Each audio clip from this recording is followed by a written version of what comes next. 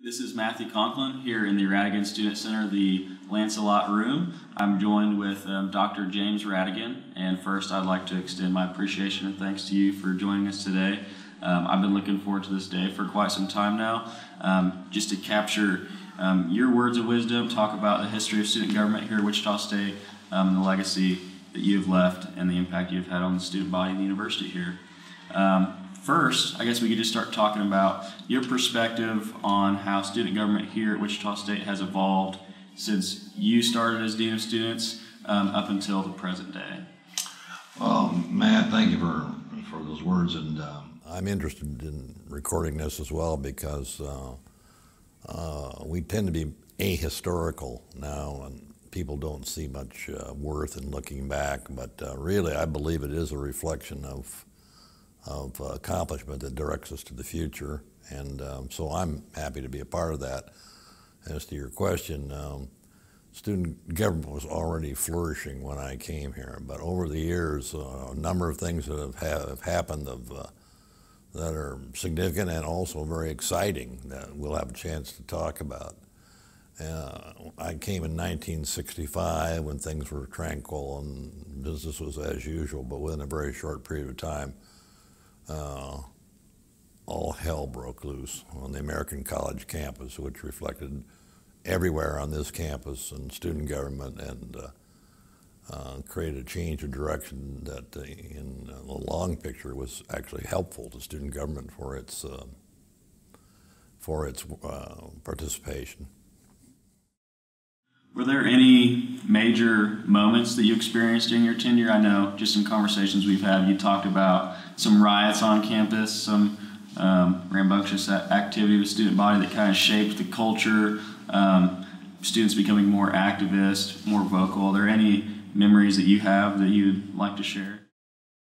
Yeah, there's the substantive memories, and there's the fun memories, like the time that a guy was asked to leave the room and instead handcuffed himself to a student government desk, so we had to haul him out with a desk and everything. Yes. But really the first significant thing happened in 1968 when in the United States 5 national organizations, as a result of all the uproar on the campuses in America, developed a joint statement on rights and freedoms of students. This is in part because of some very harsh language on the part of many people about the treatment of students. And so I was active in the national scene at the time. But when this passed in 1968, I already determined in advance that if it passed at my national association level, which was NASPA, that I was going to go back to the old home campus and try to get us to be the first campus in the United States to adopt the joint statement on rights and freedoms of students on the part of the administration, the student body, and the faculty. And that's exactly what happened. Our faculty adopted it. President Lincoln and his cabinet adopted it. So we were the first university in the entire country. In the entire country, absolutely. That's very impressive. Would you say that that kind of speaks to the uniqueness of our student government or our student body's willingness to participate in dialogue conversations that shape the future? Yeah, student government is probably today, and probably always has been, vastly underestimated, because a lot of the business of student government is routine. You notice your galleries are empty most of the time until somebody wants money, then it's full. Or if there's a controversy, then people who are affected by the controversy are there. But the important thing is that to perform over time, guided only by principle, is a responsibility that a lot of people just don't want to bother with. They don't want to put in those long hours. And I found, Matt, that, I call him Matt, that when students knew what the right thing to do was, they always stepped forward. Without exception in my career, students have always come through. I've said in speeches, you always be well advised to trust the instincts of students, because even in the time of the so-called troubles in 1968, 69, 70, and 71, students kept their heads. Yes, we had some very tense times then, but in student government meetings, I've forgotten, probably 1969, Scott Stuckey, who was AFROTC guy was president of student government, sitting alongside one of our, student dissenters, and it didn't have much crossover. They were focused on what they were for and what they were against, and had nothing to do with their work in student government. I was really impressed by that. But these problems in those days spilled over to the extent that the campus was disrupted, and we had sit-ins and teach-ins, but they spilled over. We had beer-ins too. We didn't serve beer. Yeah, we had a beer-in because nobody could drink beer in the union, in the CAC as it was called, right. And so we had a beer-in, and a whole bunch of students gathered, and I was there, and they all drank beer. And you were participating? No, I slapped them all on probation, and okay. And then so we had a hearing, and the students said we'd poured out the beer. There was just water in those cans, and so we'd neglected our evidence, so they got off the hook on that because my investigative powers were not all that they could have been, apparently. But so there was always a little good humor that went along with it. We had tension. Probably the greatest 2 days of tension we had were the assassination of Martin Luther King Jr., where, this was a very, very, very difficult time. And fortunately for the campus, Emory Lindquist, who was a Rhodes Scholar and our president, was a huge fan of Martin Luther King. And President Lindquist was also a civil rights advocate. And he spoke that day, and his anguish at the death of Martin Luther King was accurately perceived by people who were present, including a great number of very hostile African-American students. And it was impossible for anybody to fake anything like that. His words are worth you looking up. Maybe we'll talk about this later, because on his own he diffused our entire campus just by the power of his words. And then in 1970, which was the Monday after Kent State, and we'd had a large gathering of very unhappy students, and we got through that for the one very simple reason. On this campus, as opposed to many campuses, students were not intending to punish the campus, where at other places they did. They damaged buildings. We had killings in some places beside Kent State, at the University of Wisconsin, and so forth. And this is an illustration of the significant moments that I remember. You tend to remember the most dramatic moments. They may not be the most important, but they're definitely the ones that are etched in your mind if you're a dean of students. Sure. And was student government involved in kind of those type of behaviors, either inciting that activism in the student body? Yeah, they were, but one thing happened in student government in those days. They had position statements. We were for the war in Vietnam, we're against it, we're for this, or for the conflict in Vietnam, just say Vietnam, or anywhere. And they debated these issues constantly until they realized that, well, if we decided this, what difference would it make for student government to take a position on the national political level? So they passed a statute, which you probably found, or which has been passed down by tradition, that we just don't do it. It's not worth the time, and the impact is negligible, and so they just don't do it. Are there any other examples of, I guess, features of our student government at Wichita State that makes it unique, such as, I guess this could be a good transition in talking about the student fees? Yeah.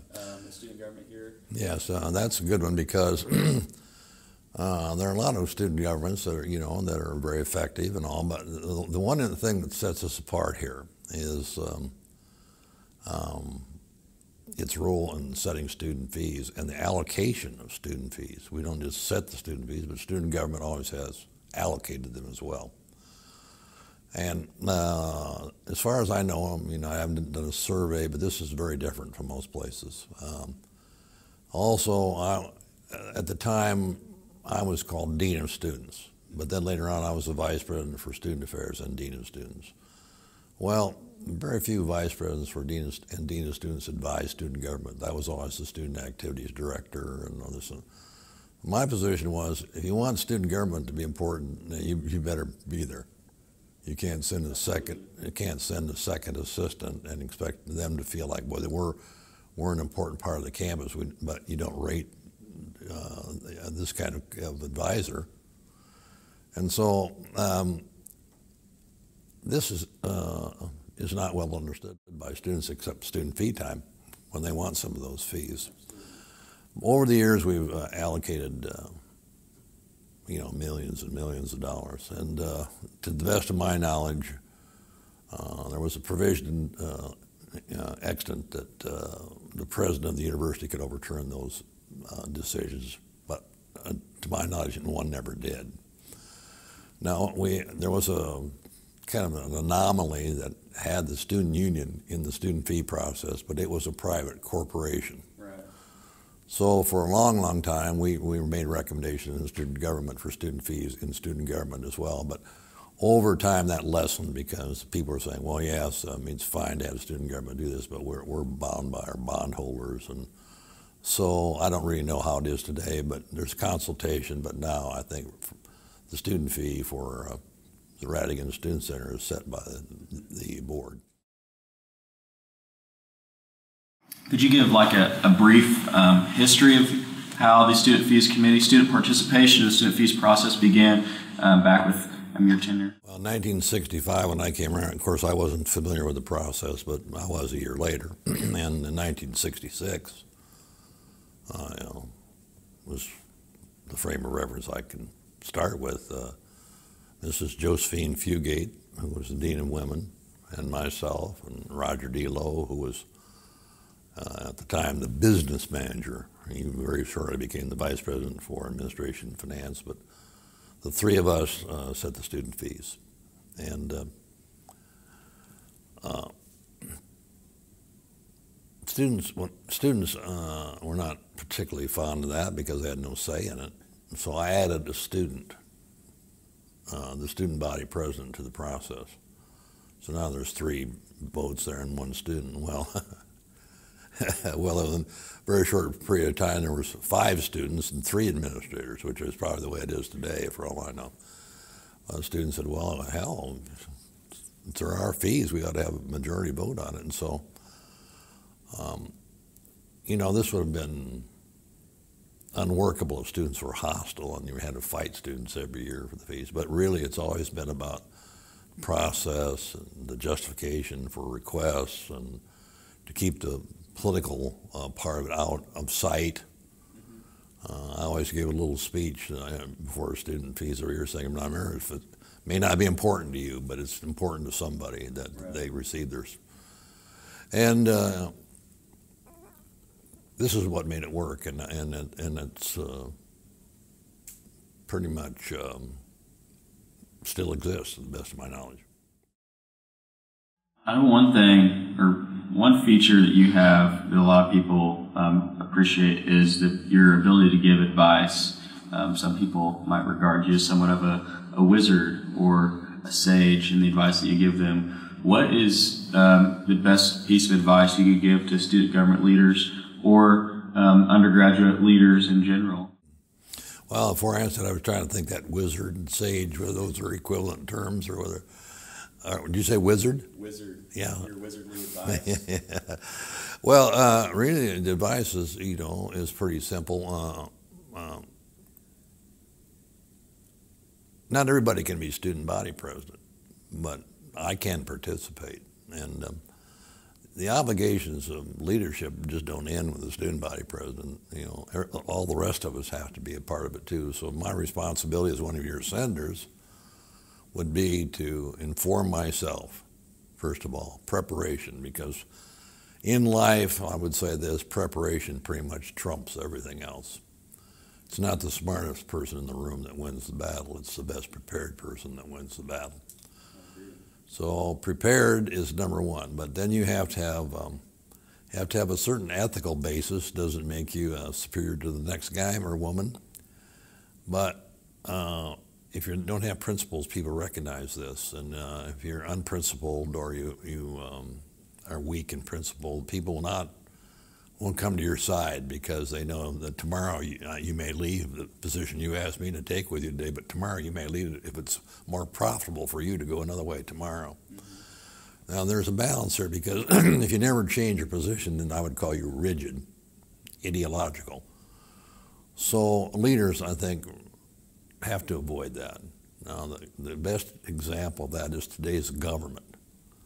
Too many ideological positions. We have lost really the difference between, there isn't a difference between an opinion and a principle. But today I think we've kind of lost sight of which is which, and everybody's opinion all of a sudden merges into principle like this is the wizard part of it, I guess, because all of a sudden it's a principle. Right. So those two things for sure, and then I believe a good sense of empathy helps because you have to put yourself in the place of the people who are asking you for help or the people you're asking you for whatever the situation may be, looking for your support. And if you don't have any empathy, then you're just thinking about yourself. And it's very poor quality for a leader. You can do it, but it isn't going to make you a great leader. It just makes you elected. Thank you. Those would be three.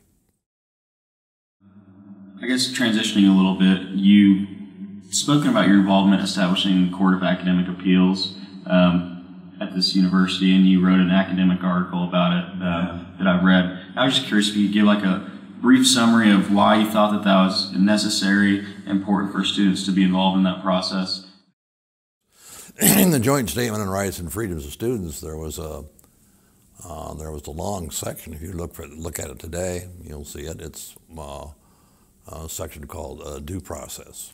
And the whole idea was stemming out of a court decision in whatever it was, in the late 60s or 50s, which is the Dixon versus Alabama case, that students had rights, and those rights did not end at the classroom door. They were fundamental rights. And you had to offer the same due process rights to students as you did to citizens anyplace. Well, now you go on to the academic rights of students. Well, where is that? I mean, I looked, I brought my magnifying glass, but I didn't see anything there about the academic rights of students. And so I discovered over the years that not frequently, but occasionally, students' rights would be violated in the classroom. I could give you a very specific case, but I'll refrain from doing it by saying, I called when I saw how bad this was, I called the chairman of the department in which this case really emanated, and he said, oh, it's horrible, horrible. I said, well, can you change that grade? Oh, are you kidding me? I can't change that grade. And so, you know, if you look into it a little more, and the reason he probably said that is he didn't want to, he was talking from his point of view too, but in the scheme of things, if you changed the faculty members' grades, you'd be in trouble with the AAUP, and it would be unthinkable that anybody would do that. On the other hand, I wasn't satisfied with the outcome of this case, so I went to the dean of the college. I said, here's the position that the classroom teacher took and the position of the department chairman, and what do you think? He said, oh, it's terrible. Well, good, let's change that then. No, I can't do that. So then I established, I talked to faculty members about it, and there was a division of view, but I said, we got to have something better than this. Let's take a narrow view, and it would be a protection for faculty that, yes, we did honor the academic due process rights of students. And so members of the faculty, not me, but members of the faculty helped develop the statement, which I wrote and took it to the faculty, and not our faculty senate, but our entire faculty adopted the academic court. Now I had people tell me who were faculty members, so I'd drop dead before I'd overturn the faculty member's decision. Mm-hmm. But the guy that told me that, I put on the court, and within 2 years he had done exactly that. Now, it sounds like there was an epidemic of bad behavior on the part of faculty, but no, but 5 or 6 times a year we would have a case where a student would feel pretty troubled by faculty behavior, and about whatever percentage I gave in that article, a certain number of times they were backed up by the court. I was careful in the court to make sure the majority were faculty members. I think it maybe back in when I wrote it was like 3 faculty and 2 students or something. How do you believe the student body's perception of their student government, their elected student leaders, has changed over time? And how can student government best relate to and represent its constituents? Well, this is a very tough question. It's a very good question, but it's difficult. There is no pat answer here. I would have to say, without sounding like a know-it-all, that a lot of times students just don't care. But this isn't necessarily a negative thing. It is in the sense they should care, but I think what you're seeing there is a general satisfaction with what's going on. I don't have to worry about it. I've got to get to my job. But when things are not going well, you'll definitely know it. Students are not ashamed to speak up. And so the only advice you can give to students is something I've said already. Be ready, be prepared, be faithful to your job, be willing to talk about the people who want to know what you're doing and why. And I think this pretty much has a life of its own. The expectation of gratitude, for example. I think President Truman put it best when he said, "Well, if you want a friend, get a dog." And what would you say? How would you like your legacy to be remembered and understood by students and student government in the future? C.S. Lewis once said that the names, faces, and voices of everyone will be lost in time. But it doesn't matter because their good work lives on. I believe that long after anybody remembers who we were, if we did the right things, that would become a part of a future culture and that will be remembered. That's all we can hope for.